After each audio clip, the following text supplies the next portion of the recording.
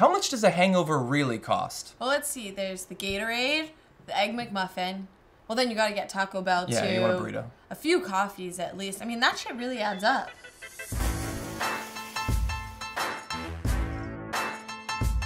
You'll be surprised to find out that the CDC has actually estimated how much. Once you factor in all the burritos, maybe you have a Bloody Mary or something, you know, hair of the dog that bit you, it comes out to $249 billion. That is what my last bank statement said, so exactly. That's pretty accurate. Yeah, I don't think you're gonna be in debt for the rest of your life, I think. You better be careful for retirement.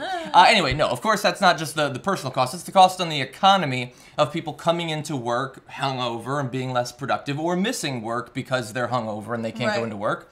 Now I know this is something that happens to you weekly.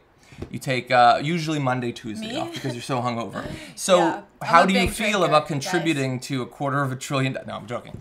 But I think we've all experienced going into work and being hungover and not being able to perform to the level that we would have previously. That is true. And it's difficult in the moment to say how much that's actually costing, but the CDC apparently can estimate it. Yeah, no, I mean, that's the thing, is you probably come a little bit later. You come not, fully ready to work a full day. You're probably a lot slower. The work that you're doing isn't probably as good as if you had gotten 9 hours sleep, which I did last night. Hey. 9 hours? Jeez. Yeah. I had 6. But things like that contribute to a lack of productivity. But also you're probably maybe eating more of the workplace's food and things like that that also contribute to that. Yeah. So don't drink on school nights, kids. Yeah, especially because it also could kill you. And that also puts a drain on the economy, which I think is the most important thing about when people die, is the effect on the economy writ large.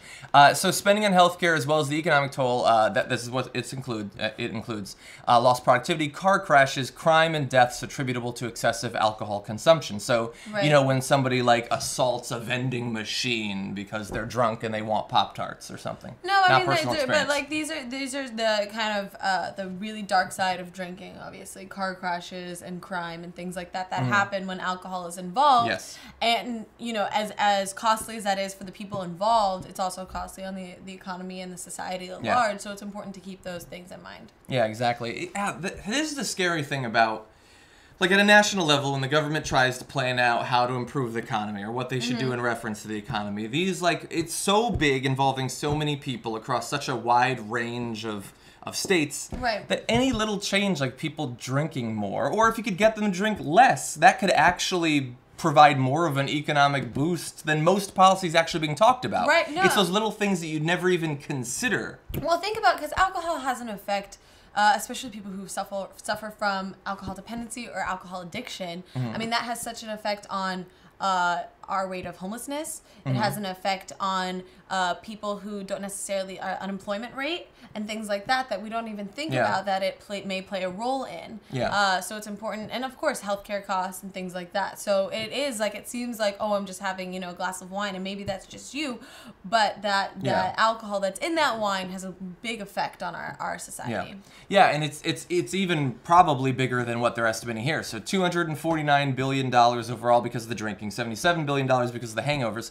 But in terms of that bigger number, that's only the direct effects of alcohol. That's not including all of the like illnesses or problems that are exacerbated by the alcohol as well.